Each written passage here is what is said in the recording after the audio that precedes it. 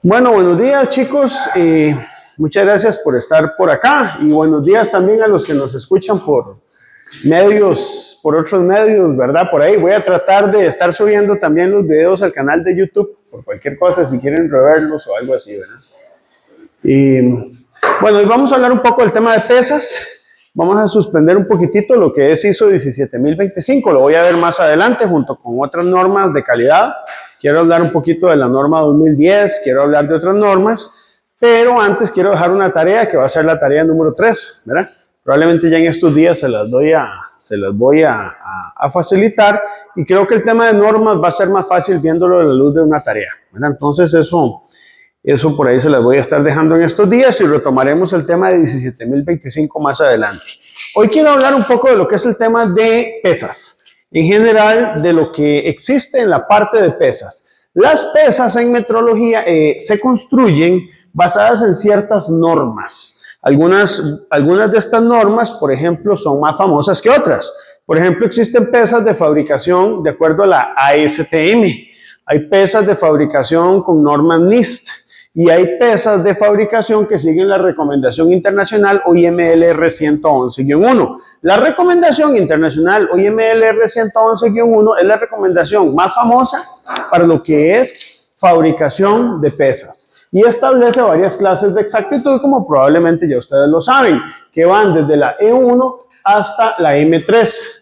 En la tabla 1 se pueden observar los errores máximos permitidos para cada una de estas pesas. Y si usted observa esta tabla, puede ver que existen pesas desde 1 miligramo, que es la más pequeña, ¿verdad?, hasta el orden de 5 toneladas. En este país, básicamente, nosotros tenemos pesas hasta de 1 tonelada. Más de 1 tonelada no se manejan, ¿verdad? Como ustedes pueden ver, las tolerancias están en miligramos y existen algunas clases de exactitud intermedias.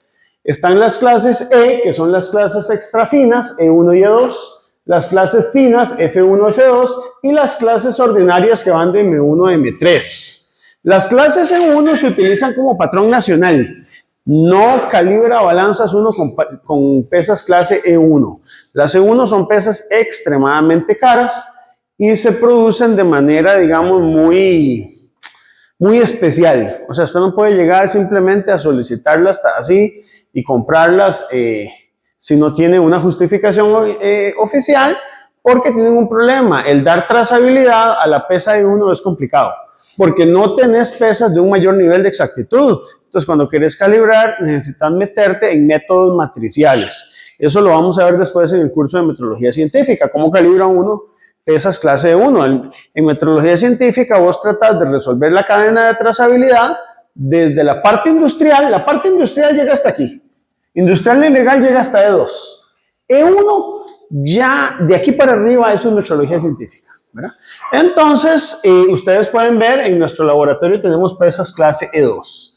Las E2 están por encima de las clases F1 y F2, que son clases de exactitud fina. Usualmente en el mercado se consiguen pesas clase F1, ya F2 no.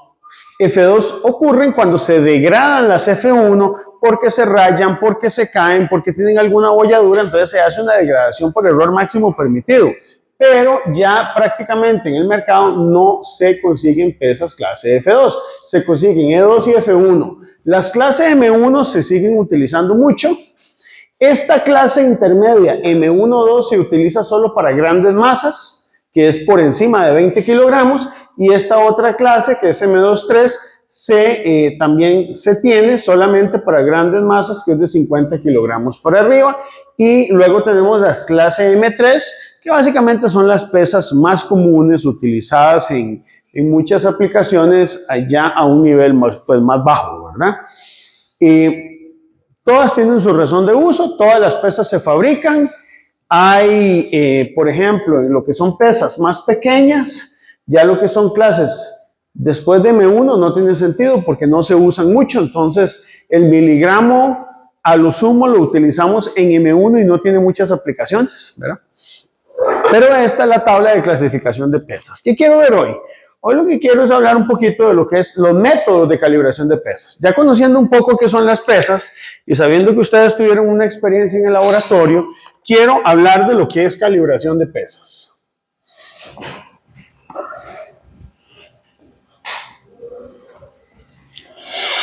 Muy bien. Entonces, si quieres, no. Muy bien.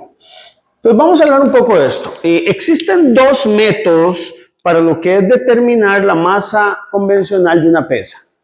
¿Qué significa calibrar pesas? Calibrar pesas significa tomar una pesa que tiene un valor de masa, digamos, desconocido, y determinar el valor de corrección de esa pesa utilizando algún método. Entonces existen dos métodos que son los más comunes dentro de la metrología industrial, que es el método de comparación directa,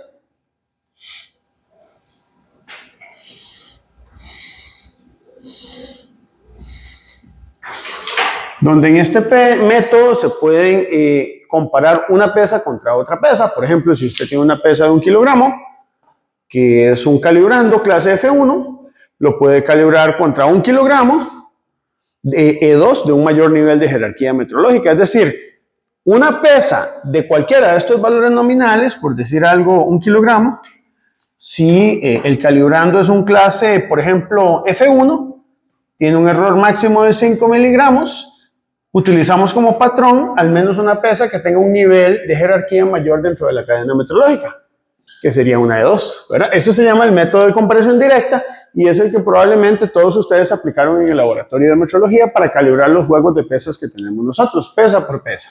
Pero hay otros métodos, se llaman los métodos de subdivisión y multiplicación. Entonces les invito a pensar en esto.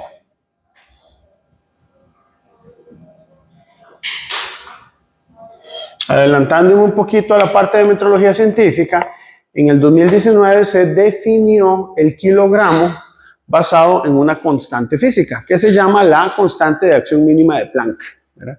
La constante de acción mínima de Planck y un experimento adecuado permitieron redefinir el kilogramo.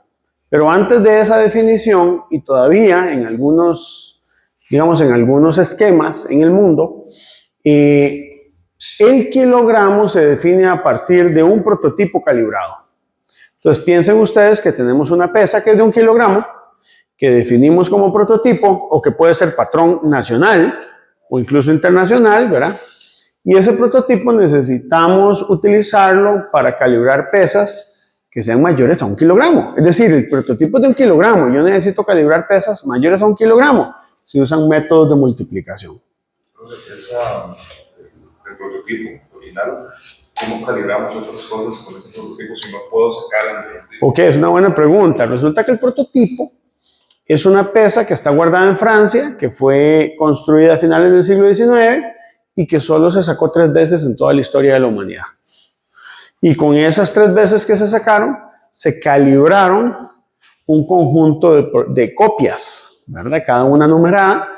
Eso después lo vamos a ver. Y esas copias numeradas fueron distribuidas en diferentes países del mundo. Algunas de esas copias se dañaron.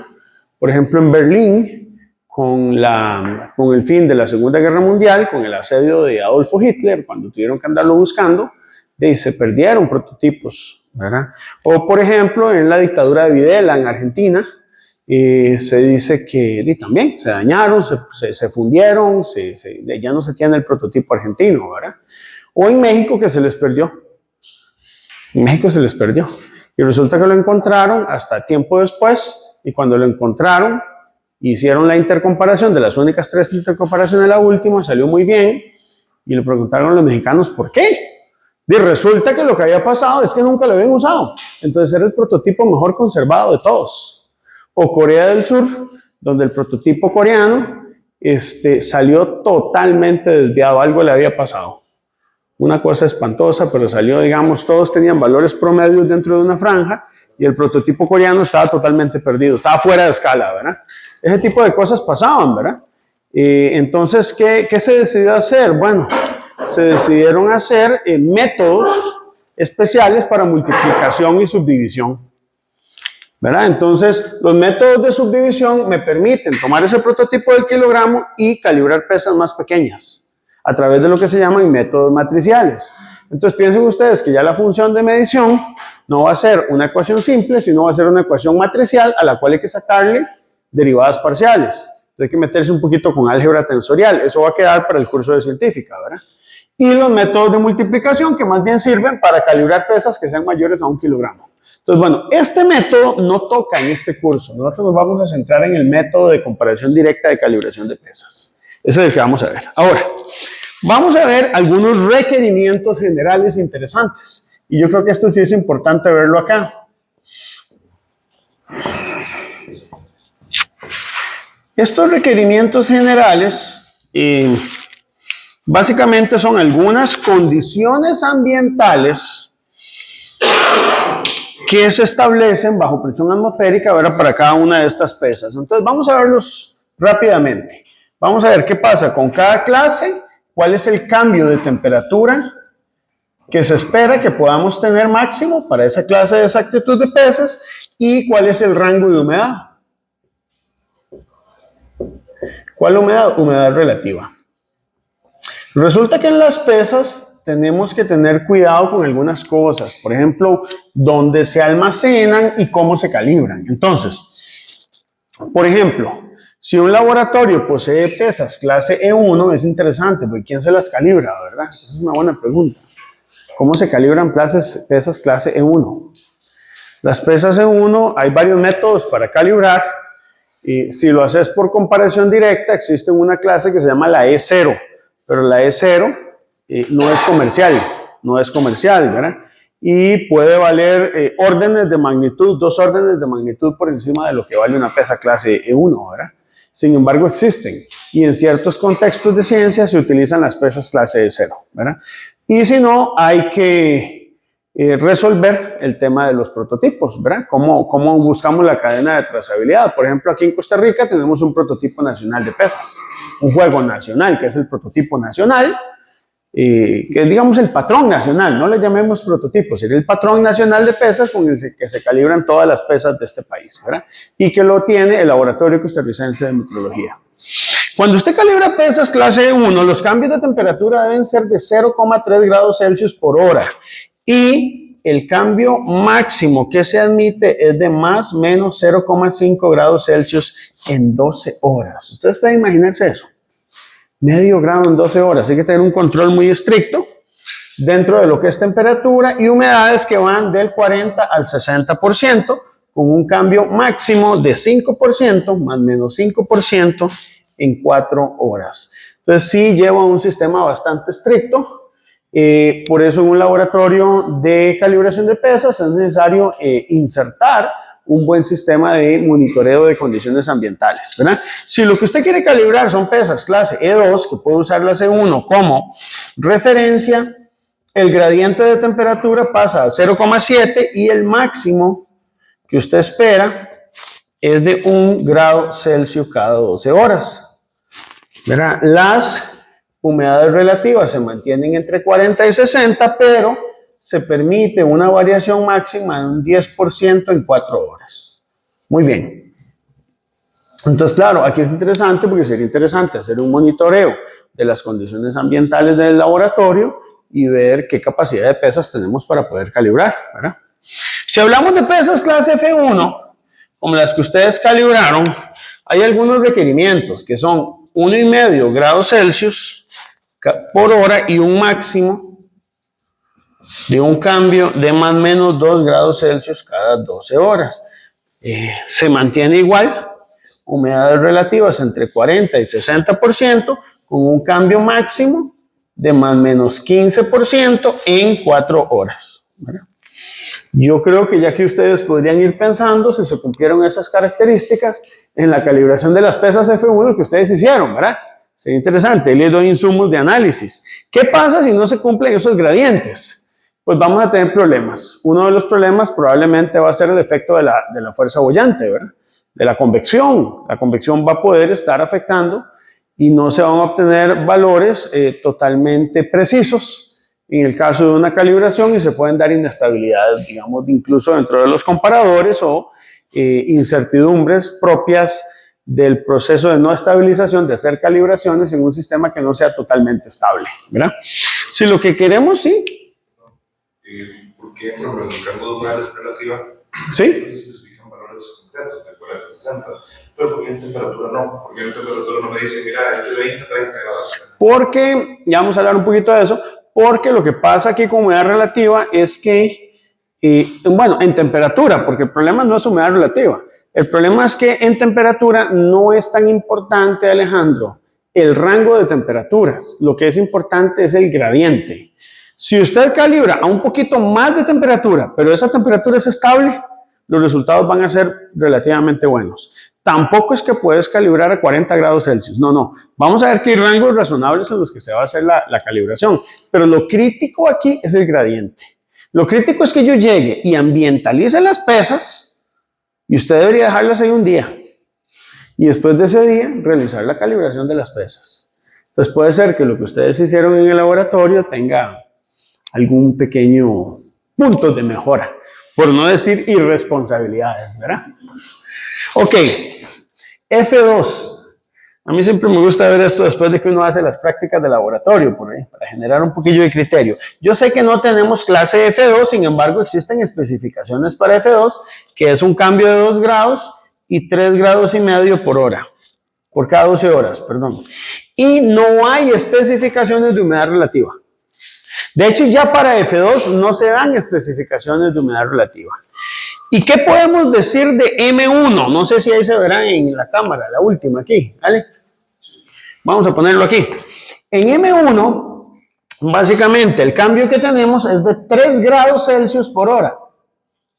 Y un cambio máximo de más o menos 5 grados Celsius en 12 horas. No hay especificaciones de humedad y en clase M1. Para M2 y M3, la UML R111 no establece cuáles deben ser esos cambios. No dice nada. Probablemente ya no sean tan estrictos, ¿verdad? Ahora, claro, un cambio de 5 grados en 12 horas es muy grande, chicos. Es muy grande, realmente. ¿Qué nos da a pensar esto? De que deberíamos revisar nuestro sistema de aire acondicionado, ¿verdad? Y tener un monitoreo de las condiciones ambientales de nuestro laboratorio. De ahí, chicos, mi preocupación, y aquí los hago propios de mis problemas, ¿verdad? O sea, ya ahora les traigo los problemas del laboratorio a ustedes, de la importancia de lo que es mantener un sistema de monitoreo de condiciones ambientales, ¿verdad? Ahorita tenemos un estudiante que está trabajando justamente en eso, generando un prototipo para ver si podemos medir las condiciones ambientales, dándole trazabilidad a las condiciones ambientales. Queremos ajustar nuestro instrumento, nuestro Vaisala, utilizado justamente para medir condiciones ambientales y poder hacer un monitoreo adecuado, ¿verdad? Entonces, tener condiciones ambientales controladas es muy importante en la calibración de pesas. Ahora, atendiendo una pregunta que don Alejandro decía por ahí, ¿qué pasa para clases E1 y E2? Para clase E1 y E2 hay un requerimiento adicional, y es que la temperatura del laboratorio debe estar entre 18 grados y 27 grados Celsius, lo cual es un rango muy amplio. Ahora, ¿por qué para esas clases se tiene una condición de temperatura especificada y para las demás no? Porque realmente lo que es importante dentro de estas clases de exactitud, que no sean E1 y E2, es básicamente la estabilidad en temperatura, es decir, el gradiente de temperatura y no tanto la temperatura a la que yo voy a estar calibrando, ¿verdad? Sin embargo, uno razonablemente espera que un laboratorio de calibración se mantenga dentro de esos rangos de temperatura, ¿verdad? ¿Cómo define uno, o sea, cómo se calibra una pesa utilizando el método de comparación directa? Bueno, usted tiene la pesa patrón y la pesa sujeta a calibración. Y esto es muy importante, me imagino que lo hicieron en el laboratorio. El instrumento para pesar, o sea, la balanza, que voy a usar como comparador, empleado como comparador, debe tener una resolución de al menos una décima parte del error máximo permitido. Eso es lo que se espera. Entonces, vamos a ver cómo aplicaríamos esto. Veámoslo con un ejemplito. Para ello, supongamos que usted desea calibrar una pesa de 200 gramos clase M1, ¿verdad? Y entonces usted quiere ver cuál es la resolución del comparador que usted necesita para calibrar esa pesa. 200 gramos clase M1. Entonces nos vamos a ir a la tabla de la UML R111.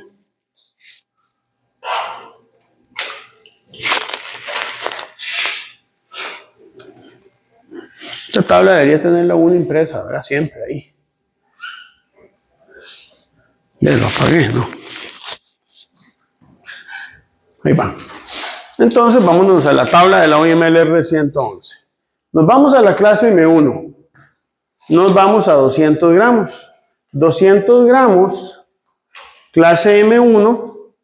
Aquí está, ¿verdad? 10 miligramos. Ese es el error máximo permitido, ¿lo ven? ¿Ok? Entonces, ¿qué hacemos? Usted lo que dice es, bueno, yo lo que necesito es tener un comparador cuya división de escala sea menor o igual al error máximo permitido establecido por la OML entre 10, que serían los 10 miligramos entre 10, lo cual sería 1 miligramo. O sea, 0,001 gramos de división de escala. Eso lo podemos lograr con una balanza analítica convencional. Con una balanza analítica tenemos la posibilidad de tener esa división de escala. Entonces, una balanza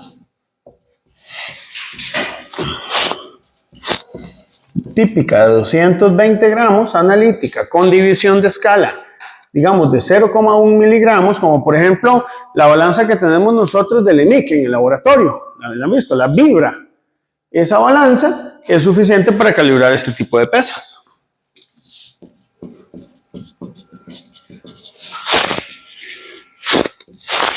Ahora, también se pueden usar otras balanzas.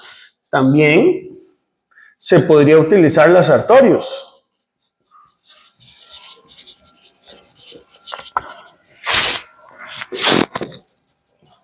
Que es una balanza de 1 kilogramo con una división de escala de 1 miligramo. Esa también se puede utilizar, ¿verdad? ¿Estamos de acuerdo? Ahora, hagamos el ejercicio ya no pensando en calibrar una pesa clase M1, sino que ahora vamos a repetir esto, voy a escribirlo en azul, pero ahora para calibrar una pesa de 200 gramos clase F1. Vamos a irnos a una clase de exactitud más alta. Bueno, entonces si yo me voy a esta clase de exactitud más alta, entonces me voy a la F1, también en 200 gramos, y vemos que el error máximo permitido que tiene es de 1 miligramo. Entonces podemos repetir el ejercicio. Si repetimos el ejercicio, vamos a tener que mi división de escala tiene que ser menor o igual a la décima parte del error máximo permitido, que sería 1 miligramo, entre 10 sería 0,1 miligramos. Entonces, ¿qué es lo que pasa? Ya aquí la balanza de 1 kilogramo con resolución de 1 miligramo no me es útil. Solo se puede usar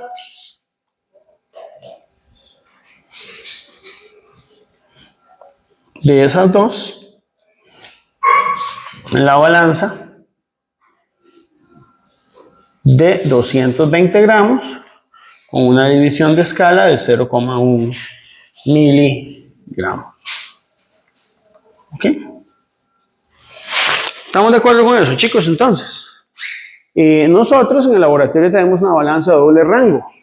La balanza de doble rango, para ampliar ahí el ejercicio, tiene la siguiente característica. Tiene una división de escala, voy a escribirlo de este lado. A ver, rotamos la cámara aquí. Que se vea esta parte de la pizarra. Ahí. La división de escala que tiene la balanza de doble rango es de 0,01 miligramos, pero hasta 61 gramos. Por encima de 61 gramos ya no tenemos esa división de escala. Entonces vamos a hacernos una pregunta. ¿Qué clase de exactitud de pesas puedo calibrar ahí? Bueno, vamos a ver. Tratemos de ver de las F1, ¿cuáles podríamos llegar a calibrar con esa balanza? Y yo creo que este ejercicio es interesante, es importante, ¿verdad? Entonces, ¿qué pasa aquí? Vamos a pensar, por ejemplo, en pesas más pequeñas, no la de 200 gramos. Vamos a subir aquí nuestra tabla. Vamos a pensar, por ejemplo, pesas de 100 gramos. Empecemos por aquí. Tengo pesas de 100 gramos. Esto es clase 1, esto es clase 2, esto es clase F1. Muy bien. Si yo divido eso entre 10, me va a dar la división de escala que yo necesito, ¿verdad? Que yo necesito para saber si el calibrador, o sea, el comparador ¿cuál es el necesario? Entonces, la décima parte de esto es 0,05 miligramos. Pregunta, ¿me da este comparador la capacidad de calibrar pesas de 100 gramos? Esa es la resolución que yo necesito al menos, y la que me está dando es esta, el fabricante. ¿Sí, verdad? Porque está por debajo de la división de escala mínima que yo necesito, que es la décima parte del error máximo permitido. ¿Estamos de acuerdo con eso? Pero no aplica para este rango. Exacto. Ese es el punto al que voy. Entonces, no se puede. Porque resulta que para 100 gramos el comparador me da 0,1 de división de escala, 0,1 miligramos. Si yo tuviera la pesa de 100 gramos, ya me empiezo a meter en problemas. Necesito una balanza todavía con unas capacidades distintas a las que tenemos en el laboratorio, porque por capacidad no me da. Ya para llegar a 100 gramos, no logro poder calibrar esta pesa. Entonces, tengo una infraestructura que no va a ser posiblemente suficiente, ¿verdad? Que me va a meter en problemas para calibrar este tipo de balanzas. Yo puedo intentarlo, pero posiblemente la incertidumbre que obtenga no es la tercera parte del error máximo permitido, que es lo que me sugieren estos métodos de calibración. Bueno, vayámonos a esta pesa. 50 gramos. Vayámonos 50 gramos. 50 gramos dice que la división de escala es 0,3. La décima parte sería 0,03 miligramos. ¿Me da para calibrar este tipo de pesas aquí? ¿Qué piensan ustedes? Sí, ¿verdad? Aquí sí. ¿Por qué? Porque yo tengo una resolución adecuada para el rango que está por debajo de los 60 gramos. Resulta que esa balanza de doble rango sí me permite calibrar pesas de 50 gramos. Vámonos a 20. Este ejercicio yo sé que es muy necio, pero es importante hacerlo. Si tengo .025, que es la décima parte, todavía, vean ustedes, que estoy dentro de la resolución adecuada para esta balanza, porque tengo 0,01, todavía puedo calibrar pesas de 20 gramos, ¿de acuerdo? ¿Qué pasa con 10 gramos? La décima parte de esto es 0,02, todavía puedo seguir calibrando pesas de 10 gramos. ¿Qué pasa con esta? Todavía puedo calibrar pesas de 5 gramos. ¿Qué pasa aquí? Estoy apenas, ¿verdad? Pero sí me da para calibrar pesas de 2 gramos. ¿Qué pasa en 1 gramo? La división requerida es 0,01 miligramos. La estoy logrando hasta 1 gramo. Entonces vean que esa balanza de doble rango me permite calibrar pesas F1 desde 1 gramo hasta 50 gramos. ¿Lo ven? Ahora, la balanza, esta de doble rango, cambia su resolución por encima de los 61 gramos, por eso se llama de doble rango. Y la división de escala pasa a ser 0,1 miligramos, desde 61 gramos hasta 220 gramos, que es su capacidad máxima. Usualmente lo usamos hasta 200 gramos. Entonces, una pesa de 200 gramos, como el error máximo permitido que hemos visto por aquí, es de 1 miligramo y su décima parte está en 0,1 miligramos, vean que la pesa que yo tengo aquí, esto es 0,1 miligramos, de 200 gramos, la puedo calibrar utilizando esa balanza de doble rango. Entonces, de todo ese espectro de pesas, La única que me queda un poquito comprometida es la pesa de 100 gramos. Entonces, cuando usted llegue y calcula, por ejemplo, en un laboratorio, y valida las capacidades de medición y calibración, tenés que tomar en cuenta este espectro. De 1 gramo hasta 200 gramos, posiblemente aquí vamos a tener algún problema. Entonces, esta incertidumbre hay que validarla con cuidado. No es que no se pueda calibrar del todo, pero posiblemente aquí podríamos tener algún tipo de problema. Y tendríamos que realizar la validación con más cuidado. Validación significa que la incertidumbre expandida que usted vaya a tener del método no supere la tercera parte del error máximo permitido. ¿Estamos de acuerdo? Ahora, ¿qué pasa si yo quiero calibrar pesas menores a 1 gramo? Y ahí sí estoy en problemas. ¿Por qué voy a estar en problemas? Porque aquí la división de escala que requiero es de 0,008 miligramos. Y eso no lo obtengo con esta balanza de aquí. Necesitaría un comparador. Ustedes han visto el comparadorcito que tenemos hasta 5 gramos, que todavía no lo estamos usando. Bueno, ese comparadorcito nos va a dar la capacidad para poder calibrar pesas de 500 miligramos hasta 1 miligramo clase F1, ¿verdad? Clase F1, chicos. En la calle, aquí en este país, ya calibrar F1 es una buena inversión. No cualquiera te calibra pesas clase F1, ¿verdad? Pero bueno, esa es la intención. Ahora, ustedes pueden pensar, y si yo quiero calibrar pesas E2, porque les comento cómo está la calle, ¿vale? Esto va a estar en la tarea 3. No sé si ustedes saben qué laboratorios en este país calibran E2. Resulta que muchas empresas necesitan tener juegos de pesas E2, como nosotros. ¿Para qué? Para poder calibrar pesas F1. Pero no hay muchos proveedores que hagan calibración de pesas C2, porque no hay demasiadas pesas C2 en este país. Entonces, se van a dar cuenta que no es tan fácil encontrar proveedores que calibran pesas C2. La pesa E2, ahora váyanse acá. Imagínense que las divisiones de escala que tenemos que tener aquí son muchísimo más pequeñas, 0,03 miligramos para 200 gramos. Eso necesitamos una balanza especial para poder hacerlo. Necesita una infraestructura especial donde ya un comparador de este tipo requiere no solo estar dentro de condiciones ambientales controladas entre 18 y 27 grados Celsius, sino que además necesita un laboratorio con controles muy estrictos de temperatura, ¿verdad? Ok, ¿estamos claros con este ejercicio, chicos? Muy bien, perfecto. Ahora, quiero hablar de otra cosa. Vamos de aquel lado. Vamos a volver aquí.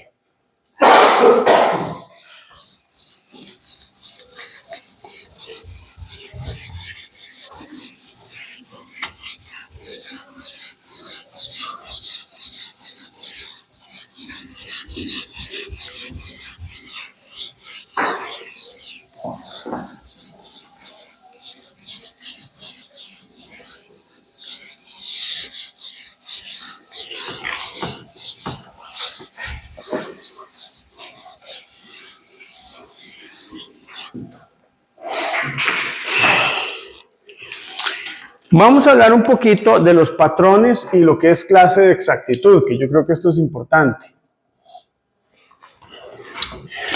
En primer lugar, para calibrar una pesa, usted necesita que el patrón sea de una clase de exactitud mayor a la pesa que usted esté calibrando. Digamos, si usted tiene una pesa F1 que quiere calibrar, necesitas un patrón E2. Si más bien quieres calibrar una pesa M1, puedes utilizar un patrón F1. Y si usted quiere calibrar una M2 o una M3, puedes utilizar una M1. No está mal usar una F1, pero se puede usar una M1 para realizar la calibración. Vamos a hablar de eso. Entonces, ese es el primer concepto. Además, ¿verdad?, de que debe ser una clase de exactitud mayor, tiene que cumplir un criterio de error máximo permitido, ¿verdad? Debe cumplirse lo siguiente. Debe cumplirse que el patrón, que obviamente debe tener una clase de exactitud mayor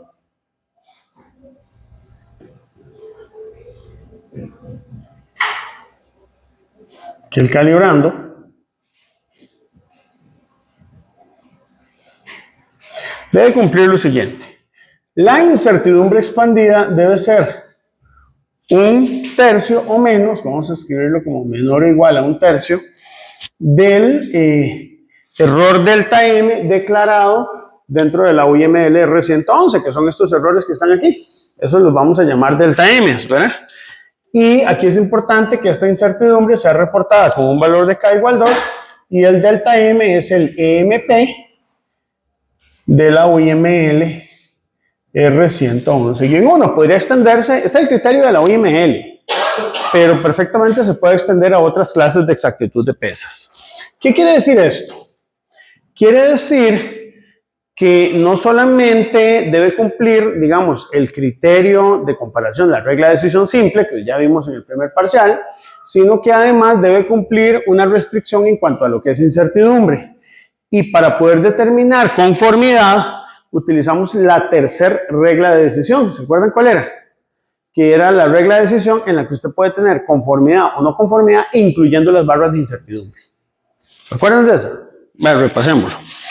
O sea, usted necesita que la masa convencional de la pesa, que esto es muy importante, ahora lo vimos en la lección pasada, cuando usted calibra pesas, usted no determina la masa real de la pesa, usted determina la masa convencional de la pesa.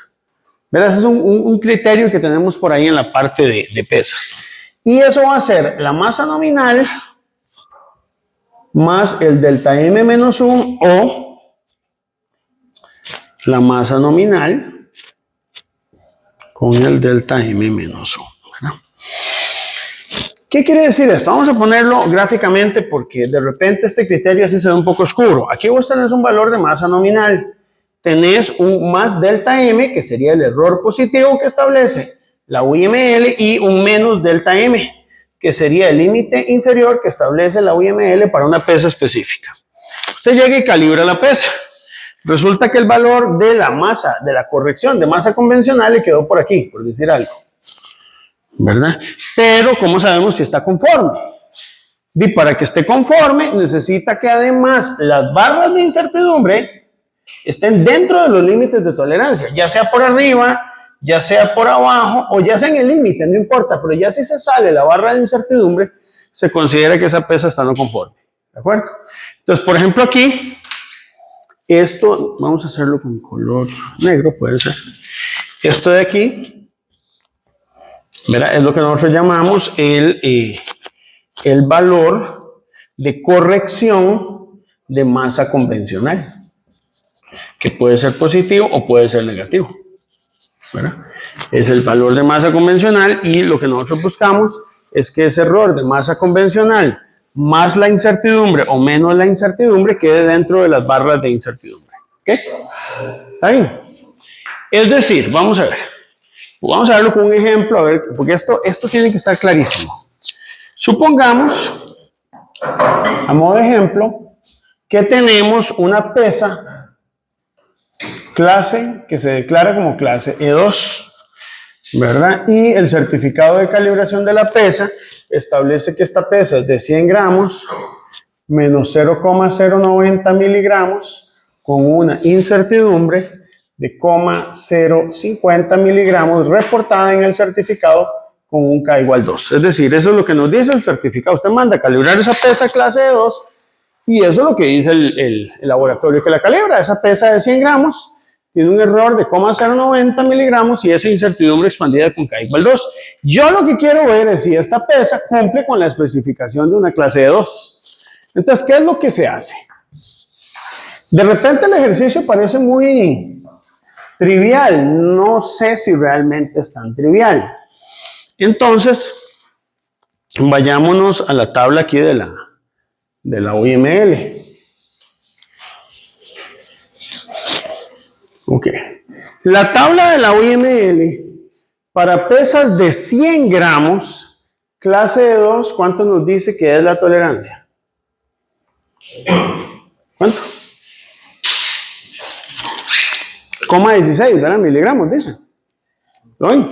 Entonces, eso es lo que dice la tabla de la UML. Muy bien, ¿cumple con esa tolerancia? Bueno, vamos a ver. Lo primero que vamos a hacer para ver si cumple es, dentro de este esquema, pensarlo gráficamente. Yo siento que la parte gráfica, chicos, es como la más conveniente.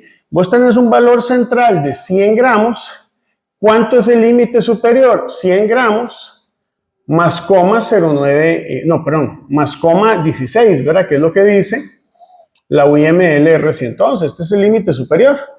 Y por el límite inferior tendríamos los 100 gramos menos coma 16 miligramos. Esto es lo que establece el límite inferior, ¿verdad? Muy bien. ¿Dónde se encuentra el valor de nuestra pesa? Y pues básicamente el valor de nuestra pesa se encuentra en 0,09 miligramos. Qué bueno, 0,09 es negativo, está por aquí abajo, está por encima del 0,16. Ese valor, digamos que lo vamos a ubicar por aquí.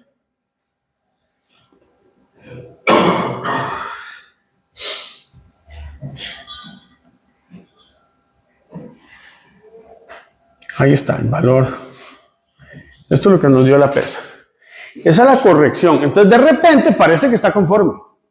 Porque la corrección que tiene, que es esta es la corrección, el delta MC, está dentro de los límites del error máximo permitido que establece la UIML. Pero vamos a analizarlo con un poquito más de calma.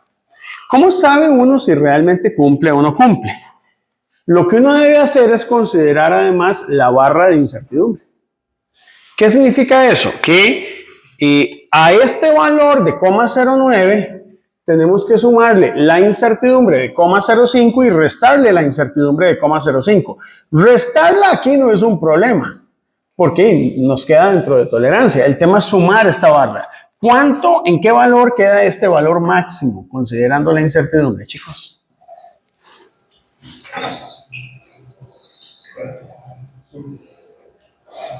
Vamos a ver, queda en 100 gramos menos ¿cuánto? 0, 0.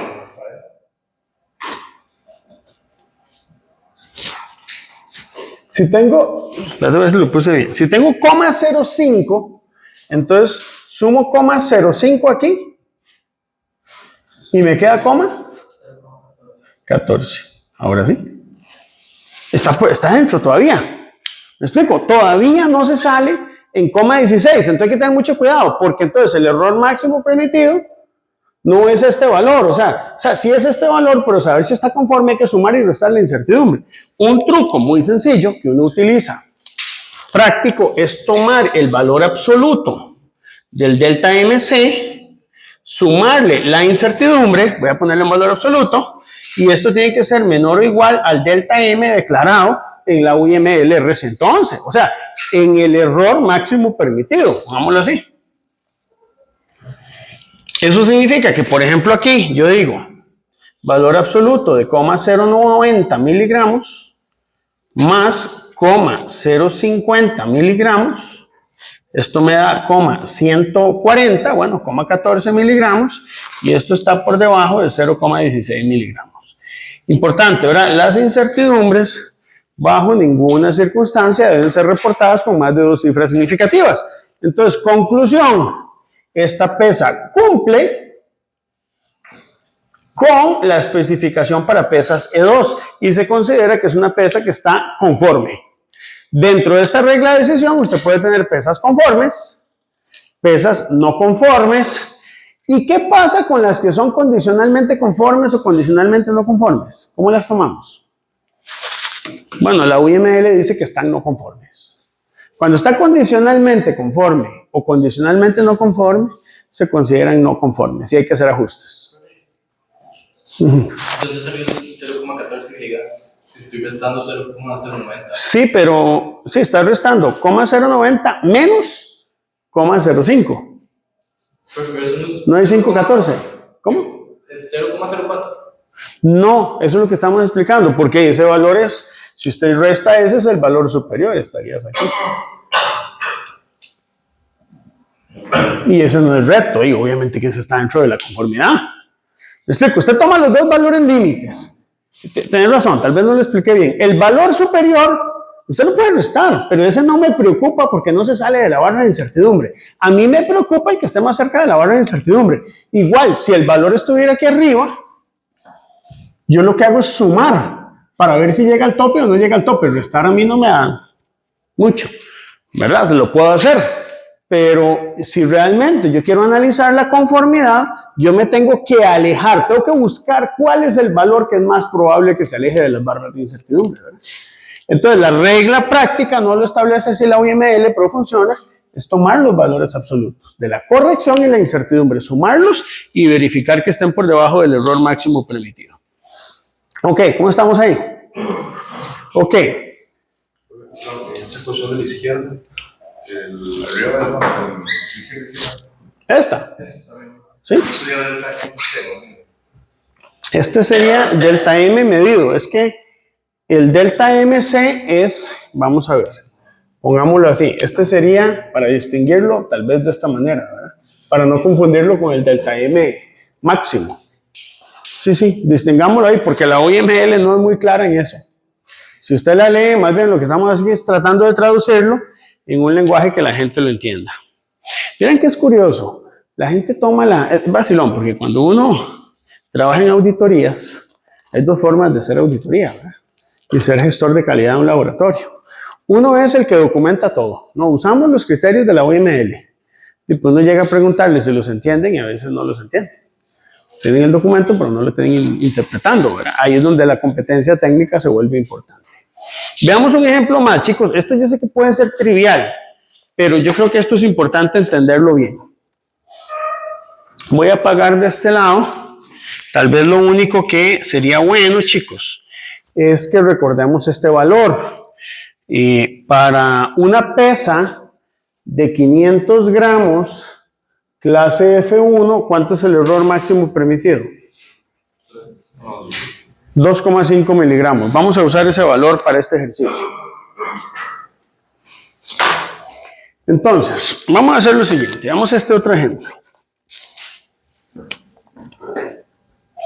Supongamos que usted tiene una pesa que se declara como clase F1 y el certificado te indicó que es de 500 gramos con una corrección de 2 miligramos, pero con un error de 0,8 miligramos reportado con K, bueno, un error no, una incertidumbre expandida reportada con K igual 2 de 0,8 miligramos. Eso te dijo el laboratorio que te calibró. Podremos después analizar si debió haber reportado una cifra significativa más. Sí, eso lo podemos ver. Pues supongamos que reportó eso y está acreditado con la ISO 17025 y uno confía que ese valor esté bien. Que esa es otra, chicos. ¿Por qué los laboratorios se acreditan con ISO 17025? Si es carísima. ¿Cuál es el objetivo final para la persona de a pie que no es metróloga, pero que necesita, qué sé yo, es gestor de calidad en una empresa y necesita mandar a calibrar sus pesas? ¿Por qué busca un laboratorio que tiene ISO 17025? ¿Por qué creen? La confianza de que... Confianza. Usted confía que ese laboratorio está haciendo bien las cosas. ¿Lo está haciendo bien? Y hay que ver. Tiene que sostener la acreditación, tiene que tener un sistema de calidad. Si hay quejas, como vamos a ver en la próxima lección, tienen que ser atendidas, etcétera, ¿verdad? Pero vamos a suponer que tenemos confianza en este resultado. ¿Cómo sé yo si esta pesa cumple o no cumple los errores máximos permitidos? Entonces yo les dije que en la tabla anterior, lo recordaran, el error máximo permitido para esta pesa es de 2,5 miligramos. Si usted usara una regla de decisión simple, el error está dentro de los más menos 2,5, pero es que así no se analiza según la UML, se analiza bajo la tercera regla de decisión. Entonces, ¿qué es lo que uno hace? Lo que uno hace es que toma el valor absoluto de la corrección, que es este, ¿verdad? El delta MC, y ese valor de corrección le sumamos la incertidumbre y eso nos da 2,8, lo cual nos da más de 2,5, que es el error máximo permitido. Entonces vamos a analizar algunas cosas, chicos. ¿Qué pasó aquí? ¿Cuál es el resultado de este análisis? ¿Cumple o no cumple con los errores para una F1? No cumple, ¿ah? ¿No cumple?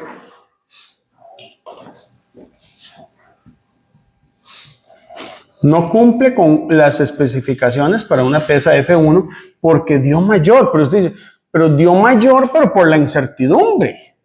No dio mayor por el error máximo permitido. Sí, pero entonces eso se considera una conformidad condicional. ¿Se acuerdan qué era eso?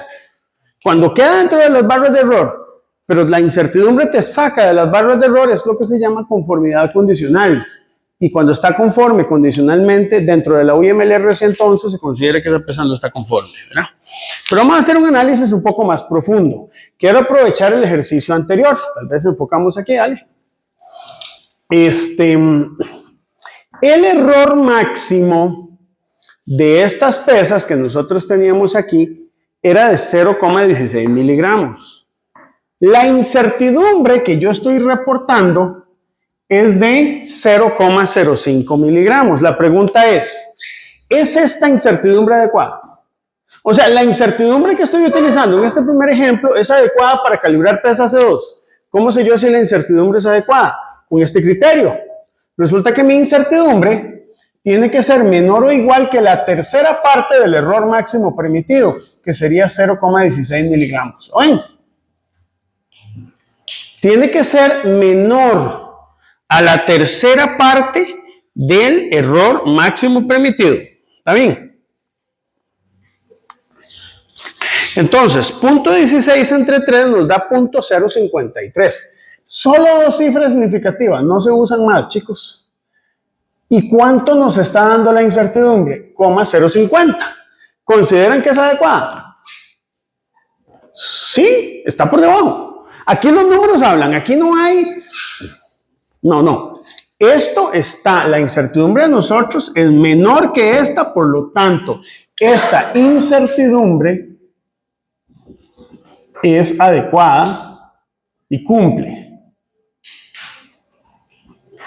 para poder calibrar pesas de clase E2. ¿Estamos de acuerdo? Es un análisis de la incertidumbre. Consideramos que es la adecuada. Vámonos al otro caso, chicos. Si yo tomo aquí, entonces vamos de este lado, y analizo esta incertidumbre, aquí la incertidumbre es de 0,8 miligramos. Yo debería tener como incertidumbre un valor que sea menor o igual a un tercio del error máximo permitido, que es de 2,5 miligramos. ¿De acuerdo? Eso es lo que yo debo tener. ¿Por qué 2,5? Porque es la tolerancia que me establece la UML. Entonces yo llego y digo 2,5 entre 3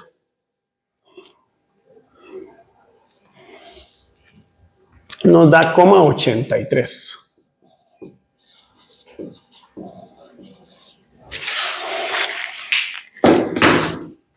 ¿Cumple mi incertidumbre este criterio? ¿Qué piensan ustedes? La incertidumbre mía es 0,8 y la máxima debería ser 0,83. ¿Sí cumple? Sí cumple, pero a ver, don Ale, aquí viene uno, a ver. La metrología no puede ser solo cálculos, hay que tener un poquito de maña, ¿verdad? No sé, eso es como cuando un amigo suyo le plantea un negocio, pues tú dices que yo no sé. Vale, esto llega y me llama un amigo. Mira, invirtamos en una empresa de calibración de balanzas. Ellos ocupan en este momento 4 millones de pesos para la acreditación. Y yo no. Ya yo conozco cómo está este país. Ah, bueno, yo sí voy a invertir. Llego a invertir los 4 millones de pesos, los únicos 4 millones de pesos que tenía. Y resulta que la empresa en este momento está en insolvencia. Porque resulta que invirtió la plata, logró acreditarse, pero no aumentó la cantidad de ingresos. Y ahora tiene que pagarle al ECA. Y no tiene cómo pagarle a él. Es mi amigo, tuve que invitarlo a almorzar, ¿verdad? Prestarle plata y todo. Pero bueno, ese tipo de cosas que no les pasan a ustedes, ¿de acuerdo? Ese tipo de cosas es la calle. Pero uno confía, uno dice, bueno, yo confío que esto realmente sea 0,8 y no haya sido, como hacen muchos vivazos, ¿verdad? Que esto es 0,84, pero redondean a una cifra significativa. Hay algunos que vienen con esas mañas de física 1, ¿verdad? Digamos, les da 0,84, pero como el informe dice que hay que poner una cifra significativa, ponen 0,8. Entonces ya se pasearon en una incertidumbre que está mal reportada. De hecho, si esto fuera 0,84 la que usted obtiene, tiene que reportar 0,9. nunca una incertidumbre menor cuando usted la reporta con una cifra significativa. Eso ustedes lo saben, ¿verdad? Entonces aquí reportó. Entonces yo diría, bueno, si está en 17.025, fue auditado por, no sé, todos ustedes, y fue auditado por el ECA, entonces sí cumple incertidumbre. Entonces, ¿por qué esta PESA me dio no conforme? Es importante entenderlo. Bueno, la idea, digamos, aquí la cosa es que usted tiene que empezar a preguntarse las cosas. Viene esta pregunta. Ya habiendo hecho ustedes un primer parcial y la mitad de un curso de metrología industrial y legal, les voy a hacer esta pregunta. ¿Por qué la incertidumbre creen ustedes que la UIML establece que tenga que ser como máximo la tercera parte del error máximo permitido? ¿Por qué? ¿Por qué no la cuarta parte? ¿Por qué no la mitad? ¿Por qué no la décima parte? ¿Por qué no la quinta? ¿Por qué la tercera parte? ¿Por qué? ¿Por qué? ¿Por qué? Porque, como les digo, uno puede ser el gestor de calidad que nada más sigue lo que dice el papelito, pero yo creo que ustedes son ingenieros físicos, que va un poquito más allá. ¿Por qué la tercera parte? Entonces, la respuesta no tiene que ser apresurada. ¿Cómo responde un ingeniero físico?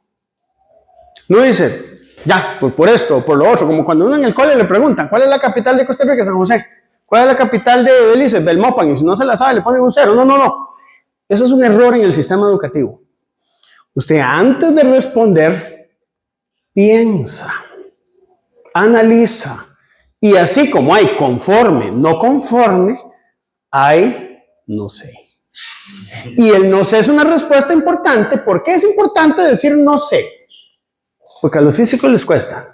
Va y le pregunta, además, les pongo este ejercicio. Pregúntele a cualquier físico qué significado físico tiene el spin. Nadie le va a decir porque nadie sabe. Por ejemplo, si le pregunto a usted qué es físico. Yo no sé qué es el spin. Yo no sé qué es el spin. Pero no decimos no sé, ¿cómo decimos? Es una propiedad intrínseca de las partículas. O sea, no sabe. Es importante saber. Eso es otra. El físico dice, no, es que no es importante saber. Lo importante es que calcule y da bien. Sí, pues no sabe. Está bien, no se sabe. Uno tiene que saber en qué puntos usted no sabe. No sabe, ¿verdad? Ok, yo no lo sé, ¿verdad? Entonces, pero vamos a ver este punto y vamos a ver si sabemos algo. ¿Qué fue lo que pasó? ¿Por qué esta PESA dio no conforme? Entonces usted llega y ¿qué hace? Herramienta gráfica. Va a decir, la masa nominal aquí va a ser de 500 gramos. Así es como se analiza, chicos. Luego usted dice, tiene que haber un límite superior. El límite superior, aquí Rolo y compañeros, ¿cuál va a ser? Va a ser los 500 gramos. ¿Y cuánto era ese error máximo que dijimos? 2,5 miligramos. Y aquí van a ser los 500 gramos menos 2,5 miligramos. ¿Por qué se usa esta notación así y no ponemos el valor absoluto de estas dos cosas? Chicos, porque vean que si usted suma esto, le va a quedar este valor. Vean, en gramos son 500 y 2 miligramos y medio. Aquí son 2,5. Es un poco indecente eso, ¿eh? Esa notación no se usa. Esto es ilegible. Se enreda tantos ceros. Nosotros los metrólogos no metemos esos ceros. Mejor decimos 500 más 2,5 miligramos. Esa es la notación que significa. ¿De acuerdo? Entonces, vamos a ubicar ¿cuál es la masa convencional? 2 miligramos. Entonces usted dice, mira, aquí es 1, digamos. Aquí es 2 y aquí es 2,5. Entonces, esa masa, la masa de 2 miligramos, como es una corrección positiva, va a estar aquí.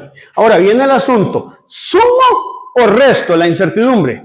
Como estoy en la parte de arriba, tengo que sumar la incertidumbre para ver si está conforme o no. No la resto. Porque si la resto, obviamente voy a estar conforme. Digamos, de hecho, si la restas, 0.8, como estos son, vamos a escribirlo, el valor que me dio la calibración con 2 miligramos, aquí resto 0.8, ya voy a poder tener, no sé, el valor mínimo, pero va a estar conforme, digo, obviamente. ¿Cuánto va a estar? Como esta incertidumbre es 0.8, son 500 gramos más 1,2 miligramos, ¿verdad? Pero ese no es el reto es la barra de arriba. La barra de arriba es un vacilón, porque va a quedar en 500 gramos más 2,8 miligramos. Entonces, claro, queda no conforme. No conforme porque está quedando fuera. Ahora usted dice, no, profe, es que eso es no conforme condicionalmente. Sí, tiene razón. Lo que pasa es que para efectos de la OIML R111, chicos, o se tiene conformidad o no se tiene. Si hay duda, no se tiene. Y qué torta, esa pesa está no conforme, ¿por qué? Ahora sí, respondamos. ¿Por qué la incertidumbre debe ser la tercera parte del error máximo permitido? Porque si usted tiene que la incertidumbre sea la tercera parte del error máximo permitido, te quedan 2/3 del error máximo permitido para la corrección, para el error de la pesa. Entonces, si tu pesa tiene un error máximo de 2,5, la tercera parte es 0,83, pero las otras 2/3 partes son 1,67. Entonces, claro, si tu error supera el 1,67, vas a empezar a tener problemas de conformidad, porque como la regla de decisión no es una regla de decisión simple, tenés que considerar la incertidumbre. Por eso es que la incertidumbre tiene que estar muy bien cuantificada. Hay que tener cuidado. Por ejemplo, ustedes conocen las pesitas de 20 kilogramos esas con las que ustedes calibraron las plataformas, algunos de los que están aquí o los que me están escuchando en forma diferida, ¿verdad? De esas pesas no tiene sentido calibrarlas contra una E2. ¿Por qué no tiene sentido calibrar una M1 contra una E2? Porque va a dar una incertidumbre tan chiquitita que no es consistente con la clase de exactitud de pesas. Y eso significa que si yo le doy la trazabilidad con una E2, cada vez que yo la pongo ahí se le va a desprender un poquito de pintura y pierdo la trazabilidad. Porque ese tipo de pesas no están hechas para tener una incertidumbre de E2. A ver, eso es, no sé, como que usted tome a una persona que nunca se ha puesto un smoking y le ponga un smoking y después anda incómodo, ¿verdad? Y va a andar ahí por las calles de San José y dice, no, es que este no es lo que me pertenece. Bueno, lo mismo le pasa a esa pesa. Esa pesa no es para utilizar incertidumbres de clase G2, es para incertidumbres de clase M1. Por eso hay que respetar la cadena de trazabilidad, ¿verdad? Yo cuando era más joven, chicos, tenía una colega que, bueno, no era muy avispada, por no decir otra palabra, ¿verdad? Y entonces quería ahorrar plata. Entonces llega y me dice, no, vamos a hacer calibración de balanzas, pero vamos a hacer lo siguiente, solo voy a comprar pesas E2. Y pues son las más finas, ¿para qué voy a tener E2, F1 y M1? De por sí son las más exactas. Entonces agarro las E2 y calibro la balancita que tiene en el comedor ahí, la plataforma, con E2. La balanza de laboratorio Delta ahí, las de laboratorio de física general 1, esas, con E2. ¿Por qué eso se considera una absoluta estupidez? O sea, porque eso es una estupidez, eso es, no sé de metrología, o sea, eso es una estupidez. Porque el tipo de pesa C2 es como tratar de meter un Lamborghini en, no sé, en una finca donde usted ni siquiera tiene carreteras, tiene puro barro, ¿va? No va a servir. O sea, no están hechas para utilizar ese tipo para ser utilizadas en ese tipo de usos. Por eso existe la cadena de trazabilidad completa. ¿De acuerdo? ¿Qué hacemos con esa pesa que está no conforme? ¿Qué es lo que se toma de decisión en la práctica? Usted llegó y esa pesa, no, ya, usted admitió que está no conforme. Tiene varias opciones. La puedo volver a mandar a calibrar. Y puede ser que le vuelva a dar el mismo resultado. ¿Verdad? Yo tuve una vez un amigo que trabajó ahí cortando piña, ¿verdad? Y evaluando control de calidad de piña que se mide con un tema que se llama la escala Brix. La escala Brix mide el contenido de dulzura, de azúcar que tiene la piña. Entonces se trae, creo que fue piña, no melón, no me acuerdo. Y trae la fruta y le mide el grado Brix y le dio no conforme, porque necesitaba un valor mínimo. Entonces, ¿qué hizo? Le fue y hizo el trabajo otro lote de otro lado. Y también le dio no conforme. No, es que las de aquí, estas están muy pascas. No, pues yo sé que las de allá las sembré bien, les puse agüita, también le dio no conforme. ¿Qué va pasando, chicos? Es que está no conforme el lote. O sea, ahí no tienes que irte a la estadística, tienes que irte al sentido común. Aquí digamos que está no conforme. ¿Qué hacemos? Bueno, yo les propongo lo siguiente. Si ustedes se van a la tabla de la UML, chicos, bueno, ahorita no la voy a mostrar para no saturar aquí la pizarra. Teníamos que el error máximo permitido de una F1 es esta. Pero si la pesa se degrada a F2, resulta que el error máximo permitido es de más o menos 8 miligramos. ¿Lo ven? No es la mejor opción, chicos. Usted quiere entrar a la fiesta de la alta sociedad. Pero si no puede, metas en la de la sociedad media. Bueno, algo así.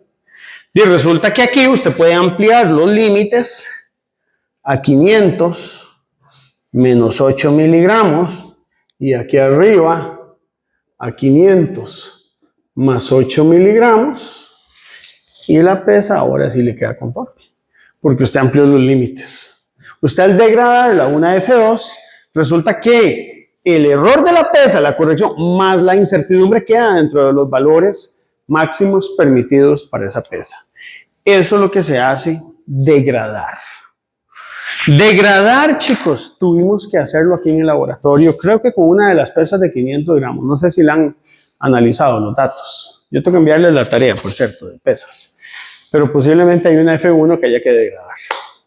Cuando una pesa se degrada es como ya la última opción, porque en general en la práctica usted trata de ajustarlas. Algunas de estas pesas, chicos, no sé si ustedes saben, las F1 se destornillan, porque la cabeza de la pesa se destornilla. Ya lo hicieron, ¿no? ¿Algún tortero ahí? Vea, tuvimos un problema ayer en el laboratorio que estoy por levantar un trabajo no conforme. Vean el escándalo y fue alguno de ustedes. Y no sé si lo reportó. Abro el juego E2 y me encuentro una pesa. Las E2, ustedes saben cómo distingue usted una E2 de una F1. Y resulta que en la E2 encuentro una pesa en el juego E2 que dice 50 gramos, así, pero marcado. O sea, se la intercambiaron de la F1. Eso se considera un absoluto desastre en la metrología. Se perdió la trazabilidad. O sea, alguien estaba calibrando seguro la de 50 gramos y guardó la F1 en la E2. Y no sabemos en cuál juego E2. Eso se llama trabajo no conforme. Eso lo vamos a hablar en la próxima lección. ¿Qué pasa cuando usted se jala una torta en un laboratorio? No, esa no es la solución. Bueno, depende de lo que usted haga. Si es, digamos, a ver, si usted llega y hace un desfalco financiero, ahí sí lo echan, obvio. Pero cuando pasan estas cosas, ¿qué hace uno? Se levanta un trabajo no conforme. Y hay que ir a hacer un análisis de causa raíz, hablar con la persona y decirle, bueno, ¿por qué pasó esto? Y a nosotros, en nuestra cultura, como que eso no nos gusta, ¿verdad? Dice, qué pereza, ya me jalé una torta en el trabajo y pasa usted pensando toda la noche. Mi jefe me llamó. La vez pasada nos pasó con el conserje, que él es muy ansioso. Y el director lo llamó porque necesitaba que le limpiara no sé qué cosas. Y ella habla conmigo, es que me llamaron para una reunión mañana. Y vaya, sí, pero es que yo quiero ya que la reunión sea ya para saber, porque si no, no va a poder dormir. No, es que trabajar en sistemas de calidad es eso. Y si usted no está diseñado para esto, mejor no trabaja en sistemas de calidad. Pero eso pasó, chicos. Las pesas F1 se pueden ajustar. Usted las puede abrir, les echa plomo o les echa algún tipo de material. Usualmente se usa plomo, con mucho cuidado, porque el plomo es extremadamente tóxico. Pero como tiene mayor densidad, funciona muy bien para ajuste. Luego se vuelven a cerrar, se limpian y se recalibran. Eso se puede hacer, no hay ningún problema. Yo no tengo ningún problema, pero hay que reportarlo. Pero no se pierde la trazabilidad. Se pierde la trazabilidad, pero usted la vuelve a calibrar para recuperar la trazabilidad. ¿Cómo recupera esta trazabilidad? Calibrando. Porque, vamos, la pesa ya está no conforme. Entonces aquí, una opción es degradarla. Y degradarla es lo más fácil. De lo más fácil. Pero si usted quiere mejorar realmente, lo que tiene que hacer es abrirla y ajustarla. En este caso, como tiene mucha masa, podrías quitarle masa o podrías, no sé, habría que buscar a ver cómo ajustarla. ¿Se pierde la trazabilidad? Sí, pero para eso la recalibras. Y una vez recalibrada, recuperas la trazabilidad. ¿Está bien? Bien, eso es lo que se hace, chicos. Eso es lo que se hace. No sé si hay preguntas con esto. Pero yo no entendí muy bien por qué era que la RP, bueno, porque la incertidumbre tiene que ser la tercera parte de... Ok, vamos a explicarlo de nuevo porque usted no se puede ir sin saber eso. Digámoslo así, vamos a ponerlo de manera más gráfica. En general, todas las pesas tienen un valor, digamos, de masa nominal, un límite superior y un límite inferior, Diego. Este límite, pues ya vimos que es esto, voy a llamarlo EMP en vez de delta M, para que quede más claro, ¿verdad? Entonces quiero que lo vea así, Diego. ¿Qué tamaño tiene este intervalo? De EMP. ¿Y qué tamaño tiene este intervalo? De EMP, ¿verdad? ¿Por qué queremos que tenga la tercera parte? Usted se va a imaginar que este intervalo lo va a partir en 3 y este también, porque son simétricos. ¿Oyen? Y va a trazar una línea imaginaria aquí y una línea imaginaria aquí a la tercera parte del error máximo permitido. ¿De acuerdo? Es decir, el tamaño de este intervalo es la tercera parte del error máximo permitido.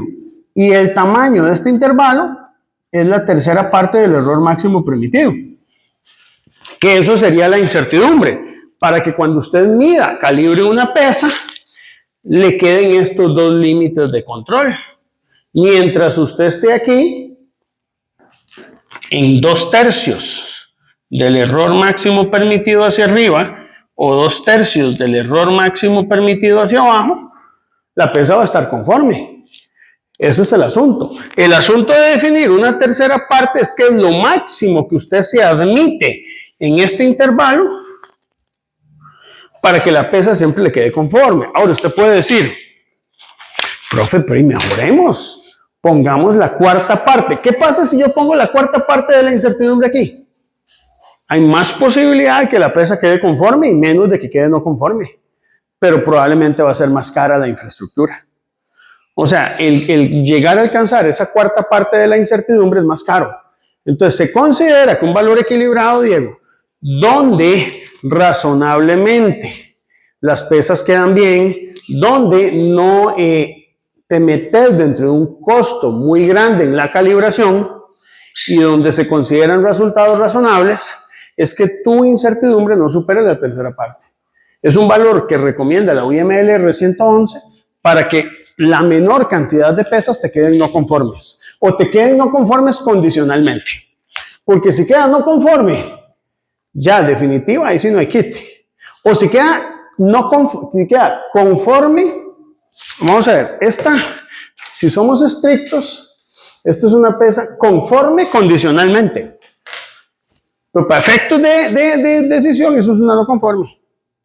Entonces, para evitar estos casos, que son conformidades condicionales, usted tiene que reducir la incertidumbre. Siempre una incertidumbre muy pequeña te va a reducir esos casos de condición de conformidad condicional, que son los que nosotros no queremos. No sé si me explico. Entre más chiquitita sea su incertidumbre, hay más posibilidad de que la pesa o esté conforme o no conforme realmente. Y el valor de una tercera parte es la recomendación que nos da la UIML para tener un límite razonable en la incertidumbre. Una incertidumbre más pequeña muy cara y una incertidumbre más grande, que pudiera ser la mitad, por ejemplo, y no la tercera parte, va a ser muy ineficiente, porque me va a tirar muchas pesas fuera de tolerancia. Eso es lo que puede pasar. ¿Me explico? Entonces, esa es la razón, por lo menos desde el punto de vista de interpretación que podemos darle. Gracias. ¿Más preguntas de esto, chicos? Aprovechen. Esto va a estar en la tarea 3. Vamos a analizar y va a estar en el informe de pesas. Son cosas muy sencillas, pero que vienen cómo confunden en la calle. La gente no sabe esto y se enreda, ¿verdad? Y esto es importante entenderlo. Ok. Son 8:48. Hagamos una pausita, chicos. Para poder yo respirar a las 9 para los últimos 20 minutos de clase. Perfecto, chicos. Bueno, muchas gracias. Continuamos por aquí. Algunas cosas que es importante mencionar. Ojalá ya esta semana se contacten conmigo para ir concretando las ideas del proyecto del curso. Chicos, de momento tengo algunas ideas ya por ahí. Teníamos por ahí el proyecto de Juan. ¿Quién estaba con Juan? ¿Vos estabas con Juan? Sí. ¿Y cómo vamos con ese? ¿Vamos bien? Sí, entonces vamos redactando algo. Yo voy a pasarles en general esta semana ya un formato de cómo va a tener que quedar el informe. La idea, digamos, en este proyecto, vea que es un 25% del curso, ¿verdad? Va a incluir un porcentaje que es un 15% del informe más un 10% de una presentación formal. La presentación, obviamente, yo les voy a dar una rúbrica, pero lo que se va a evaluar ahí es presentación personal, claridad en las ideas y capacidad para poder responder preguntas, para irlos preparando justamente para su defensa de TFG. Eso es prácticamente lo que estamos buscando en este curso. Y el proyecto se los he dejado un poquito libre porque son ustedes los que tienen que tener la iniciativa de lo que quieren hacer, ¿verdad? Yo les he dado algunas ideas. Por ejemplo, el proyecto de Sebas, y me corrige si andamos por ahí, ¿verdad? Lo que hablaron conmigo fue tomar los colores de la bandera de Costa Rica, ¿verdad? Y determinar si realmente los pabellones y banderas que estamos vendiendo cumplen con las especificaciones, si hay especificaciones para el color de nuestra bandera. Y en dimensiones también, si se están cumpliendo. Porque en eventos oficiales, por ejemplo, una defensa de TFG, eso debería estarse cumpliendo, ¿verdad? Entonces vamos a estar utilizando el equipo del EMIC, ¿verdad? Con apoyo del equipo del EMIC y un poco del laboratorio de metrología para desarrollar ese trabajo, ¿verdad? ¿Qué tolerancias hay en eso? Si existen o no existen. Darnos una base conceptual. Y eso creo que cae dentro de algo que podría andar por metrología legal, aunque del todo no estoy seguro si está reglamentado o no. Es parte de lo que les toca hacer, ¿verdad? No sé, Pame, ¿cómo andabas vos con el proyecto? Estamos investigando a ver cuál de los temas. ¿Cómo? Estamos investigando para ver cuál de los temas. A ver si está. Bueno, trabajémoslo esto en estos días y ahí me avisan cómo están, ¿verdad? Los demás, ¿cómo estamos, chicos? ¿Han pensado algo? Pero nosotros ahí vimos de Popadota, pero no pudimos. No se pudo ahí. Bueno, hay que buscar alguna otra idea, chicos. Hay algunas. La de ustedes estamos investigando, entonces todavía no vamos a tirarla públicamente. Vamos a ver qué sale, ¿verdad? No sé, ¿has pensado algo, Julián? Estamos en proceso con los compañeros. Bueno, ahí necesito ideas esta semana, ya para empezar a decirles si esas sirven o no sirven, por lo menos, ¿verdad?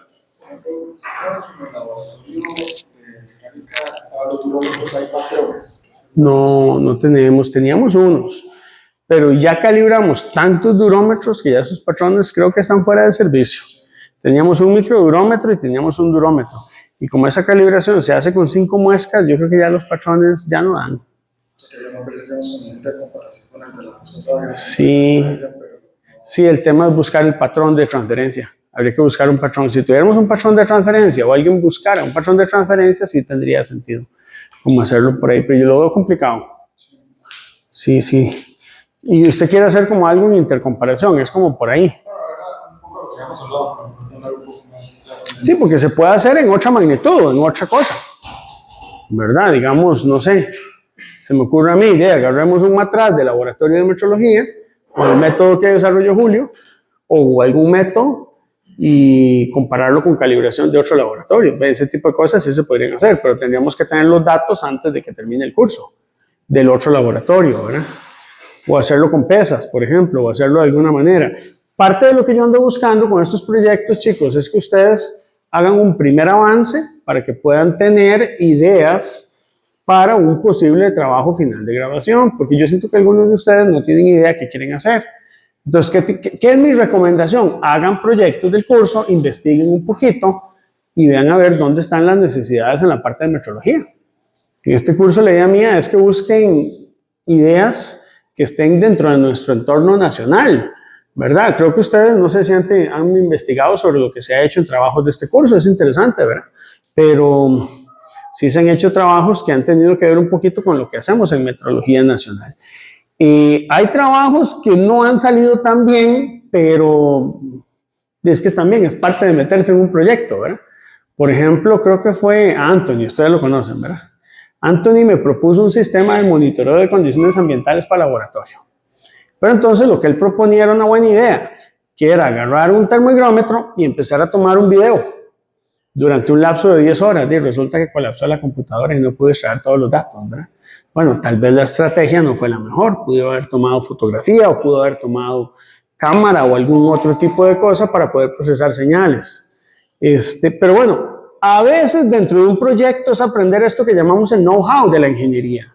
¿Verdad? Cuando usted quiere desarrollar un proyecto, la mitad de las cosas las puedes aprender estudiando los libros, estudiando las normas, viniendo a clases, haciendo exámenes. Pero la otra mitad es hasta que usted se enfrenta al proyecto. Entonces yo les pido un poquito que vean esa parte por ahí. No sé si alguien ha estado interesado en trabajar producto preempacado. No, nadie se ha querido meter en eso. Ir a ver si las picaritas y no sé, que le están vendiendo, usted realmente tiene la masa correcta. ¿Verdad? Sobre todo, eso puede ser interesante cuando usted tiene pymes, donde no necesariamente tenés un control tan estricto de lo que es el peso. Una vez le pasó a unos colegas que quisieron verificar el proceso de fabricación de confites. Y resulta que la empresa que fabricaba confites tenía el problema de que siempre entregaba menos producto. Y escogieron la resolución de la balanza. Entonces siempre al final faltaban 1 o 2 confites porque la resolución que pusieron era muy pobre, era como de 5 gramos, digámoslo así. Entonces de 5 gramos es más de un confite, digamos, o es un confite. Entonces siempre tendías a estar por debajo, ¿verdad? Entonces el problema se resolvió muy sencillo comprando una balanza diferente. No digo que todos los problemas se resuelvan de esa manera tan sencilla, pero lo que sí les insto es un poquito a ver nuestra realidad dentro o fuera del TEC y ver las necesidades para poder tomar alguna decisión de lo que ustedes van a trabajar como proyecto. Pero avísenme de ser posible esta semana, chicos, porque ya pasó el primer parcial y ya ahora el enfoque debe ser terminar proyecto para ir cerrando el curso, ¿verdad? Entonces búsquenlo por ahí un poquito.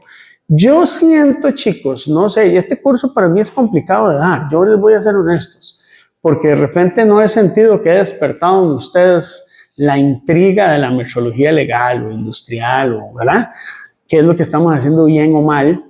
Y salvo, obviamente, las ideas de ustedes, Juan, está muy bien, lo que hemos hablado, Pam, está bien, pero de repente creo que falta un poquito más de ver eso, ¿verdad? La profundidad del impacto que puede tener la metrología legal, que yo creo, puede ser que no la tenga. Y el resultado que se está dando es que ustedes sientan que este campo tal vez no es tan importante como otros, ¿verdad? Pero sí me gustaría que tratáramos de buscar un poquito esa parte aplicada, esa parte de ver qué podemos hacer. Yo sé, don Ale, que fue difícil con aquella gente de Dota y no todas las puertas se te van a abrir siempre, pero tenemos que ir buscando alguna opción, ¿verdad? Y dentro del laboratorio habría que ver qué necesidades tendríamos, chicos, también, porque, por ejemplo, hay como áreas que están un poquito más descuidadas, pero requieren como una inversión también de tiempo, que es la parte de calibración de cintas métricas, ¿verdad? Yo en eso, básicamente, se hizo un proyectito, lo hicieron el semestre pasado en incertidumbres por ahí, pero yo siento que eso está descuidado. Ahorita no tenemos casi que nada montado por ese lado, ¿verdad? Y es que yo sé, no tengo demasiado equipo que ofrecerles, sería bonito tener un microscopio, ¿verdad? Una lupa amplificadora, un encoder, y entonces poder medir con mucha precisión la parte de cintas métricas y ahora sí, ver el milímetro grande y poder establecer temas de resolución, por ejemplo. Yo sé que no tengo mucho, pero bueno, trato de ofrecer lo que hay, ¿verdad? Pero tratar de buscar un tema, chicos, yo siento, la idea es buscar una idea, ver cómo podemos discutirla, darle un alcance razonable. Digamos, yo en el tema soy muy abierto, no importa, usted puede medir lo que usted le dé la gana mientras no sea una cosa como ilegal, ¿verdad? Así, nada más que no vayamos a medir, no sé, vamos a hacer una propuesta para falsificar billetes de 5,000 colones. No, ahí sí tal vez no, ¿verdad? Pero, digamos, hacer cosas que queden dentro del espectro legal. El tema yo soy muy abierto, pero sobre todo que podamos establecer una buena metodología para el desarrollo del proyecto. Eso es muy importante, ¿verdad? Entonces, parte de lo que yo quería mencionarles por ahí, no sé si alguien tiene algo ahí que decirme, o cómo vamos con eso. Hay que trabajarlo. ¿Cómo es que dicen los entrenadores de los equipos de fútbol? Estamos trabajando en eso.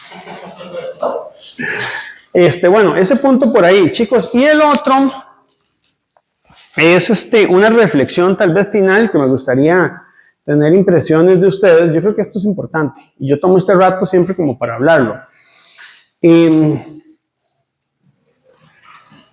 Es respecto a la carrera de ingeniería física, ¿verdad? O sea, ¿qué han sentido ustedes que les ha dado esta carrera? ¿Se han sentido conformes, no conformes? ¿Sienten que hay puntos en los que ustedes pudieron haber? En el caso de la generación de ustedes particularmente, yo sé que hay una generación antes y otra que va a venir después, ¿verdad? Pero ¿qué sienten ustedes al respecto? O sea, hay impresiones. Un estudiante me dijo, profe, el problema de esta carrera es que nos enseñan demasiada metrología y no necesariamente es lo único que hay. Y tienen razón. No necesariamente todos ustedes quieren dedicarse a eso. Yo sé que yo tal vez sea un poquillo exigente ahora que estuve analizando un poquito el examen de física general de ayer. 2 problemas y 5 preguntas de marque con X, 2 horas y media. Y yo les pido 7 preguntitas en 4 horas. No, estamos en otro nivel. Pero de repente sí me interesaría ver un poco cuál es la perspectiva de la carrera, porque yo siento que esta carrera todavía tiene puntos de mejora, pero tampoco es que estamos tan mal. Yo siento que hay cosas que se han mejorado. Y tenemos un buen laboratorio dentro de lo que cabe, ¿verdad? Ya me quebraron ayer una cuchara, unos termómetros. Bueno, sí, hay que reponer equipo, pero es parte del aprendizaje. Necesitaremos un congelador para poder hacer el punto de hielo mejor, ¿verdad? Un destilador de agua, bueno, no me lo van a comprar ya, pero podría ser, ¿verdad? Pero el tema al que voy es, ¿qué han sentido ustedes con respecto a la carrera? ¿Qué creen ustedes en su impresión buena o mala que han recibido ustedes como clientes? Porque ustedes son clientes de esta carrera y yo soy parte de la persona que trata de ofrecerles un servicio. Entonces quiero escucharlos, a ver qué me dicen ustedes al respecto. Puede ser bueno o malo, no hay problema. Y la sinceridad se va a agradecer siempre. La sinceridad, eso es importante. En sistemas de calidad eso es fundamental. Sí, pero en el caso mío, pues sí, yo creo que ya he dicho que ya a mí me ha servido mucho, porque he aprendido cosas que antes no sabía realmente. Claro, bueno, es parte de la idea, ¿no? Sí, pero si yo les pregunto a ellos, o sea, muchos realmente digan lo contrario, no, es porque uno está del otro lado Sí, y no puede comparar. claro. De hecho, por favor, que chicos se quieren irse de aquí a allá y a uno, de hecho, una vez me preguntaron y decía, es que ya allá es como más teórico todo, no sé.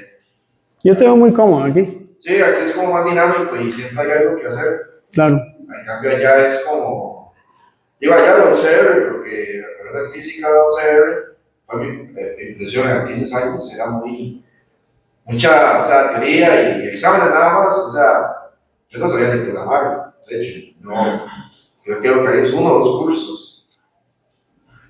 Y después el manejo de Excel, por ejemplo, o de paquetes de comunidad, Sí. probabilidad en física, cero probabilidad y estadística. Yo que aprendí probabilidad y estadística fue cuando en un curso que llevé en mate y otro, cuando ya pues di aquí. Bueno, eso es un fuerte. Aquí esta carrera lo forma muy bien en prueba. Y de hecho, desde el punto de vista, ya uno como docente, en la parte secundaria, cuando se hizo un montón de cambios, eso fue muy positivo, porque en el colegio yo ni prueba ni estadística. O sea, yo lo único que se llamó de estadística era en séptimo, o sea, sacar promedios, frecuencias y nada más. Se hizo el cambio en 2012 para bien y para mal. Para mal porque quitaron mucha álgebra. Sí. Y para bien porque agregaron estadística y todo eso. Entonces es como que hicieron cosas bien, pero mal, y eso está afectando a todo el sistema educativo. Sí, claro. Tenemos chicos en décimo que no se saben ni siquiera. Yo tenía el caso de ayer de estudiantes que no se saben el orden alfabético. Se me metieron al aula porque pensaron por decir algo que la V está antes de la P. Entonces se metieron en el aula equivocada porque no saben qué es el orden alfabético. O sea, yo no sé ustedes, pero a mí, digamos, ese tipo de cosas me asustan. Y eso siempre es un dolor porque no saben qué hora es. Sí. Y le preguntan al profe, al coordinador 5 veces. Pero es que no saben porque imagínate lo que es preguntarle al ChatGPT, qué complicado, o sea, esa es otra. Bueno, no, muchas gracias ahí por tu impresión, espero que te esté dejando cosas buenas, ¿verdad? Yo diría que, o sea, creo que el objetivo de la carrera desde un principio fue la parte metodológica. Sí. Y a día de hoy ya, pues habiendo pasado la gran parte de la carrera, yo diría que es la herramienta más valiosa que definitivamente nos han dado. Claro. Nos gusta o no nos gusta a muchos, a mí en lo personal, sí me agrada. Claro. A muchos otros no. Pero yo creo que el objetivo de que la metodología sea la herramienta principal de nosotros, yo creo que se cumple. Bueno, eso es. Porque la formación que al menos usted nos da es bastante buena. Ok, En cha. otros aspectos, pues no es así. O sea, teóricamente no somos buenísimos, no sé, programando o muchas otras habilidades, pero en la parte de metrología, Sí, digamos que esto fue como una promesa que les guste o no, pero ahí estaba ahí. Yo he tratado de hacer lo mejor posible. Yo siento que todavía se puede mejorar la parte de metrología, pero he tratado de hacerlo mejor. Ojalá que les quede algo de todo esto, ¿verdad? Yo lo que digo es, son, ¿cuántos? Bueno, 3 o 4 cursos conmigo, ¿verdad? Análisis, y científica, que es otra cosa, totalmente distinto, ¿verdad? Pero sí, descarte de la promesa. Vamos a ver si es funcional o no, ¿verdad? Y por otro lado, chicos, tal vez yo sí les pido, a ver, no comprensión, pero tal vez entendimiento. Yo no soy ingeniero físico. Yo en el fondo del corazón, no sé qué va a hacer un ingeniero. Yo sé qué hace un metrólogo. Y les puedo enseñar de metrología, de calidad, de ISO 17025, de incertidumbres, de metrología científica, de las unidades del SI. Y eso es lo que yo creo que me corresponde, para eso me contrataron. Pero yo creo que la visión de ingeniería física tiene que ser un poco más global, es lo que me parece a mí, en otros ámbitos. Ahora, bueno, usted mencionaba algo y la carrera también tiene que ofrecer cosas, por ejemplo, de técnico en metodología de la escuela de física. ¿Sí? Entonces yo pienso, ¿por qué entonces la carrera de ingeniería física, donde ya cumplí cierto tiempo, o sea, pasar, por ejemplo, ya pasemos el curso de método legal industrial, que ya se te otorgue un certificado, como, Sí. o sea, que ya te dé competencias suficientes como para desempeñarte como, no sé, como trabajar en esa área. O sea, no es que uno esté pidiendo que que un papel, un certificado, que haga eso, que esta persona es lo suficientemente competente para... ¿Sabes qué es lo que pasa? Por lo cual eso no se ve atractivo, porque toda la gente se va con eso y no termina la carrera. ¿Verdad? Es el riesgo, pero también, por ejemplo, en las carreras de educación, ¿sí? han salido laterales, se ha diplomado. Y eso permite, digamos, a vos trabajar y seguir en la carrera, porque sí. al fin y al cabo, si usted se mete a estudiar ingeniería física, está bien, sí, tenemos esto, pero ya está en usted si quiere. Y eso habría que analizarlo, sí. Pero no, es que eso va a ser una decisión personal claro. de alguien, y no quiere decir que con que sea eso ya la persona vaya a... Sí, habría que ver primero en el esquema del TEC, y más bien ese sistema se ha dejado. Las escuelas de ingeniería más bien están evitando eso, porque la carrera de ingeniería mecánica que yo llevé tenía ese sistema, pero se quitó.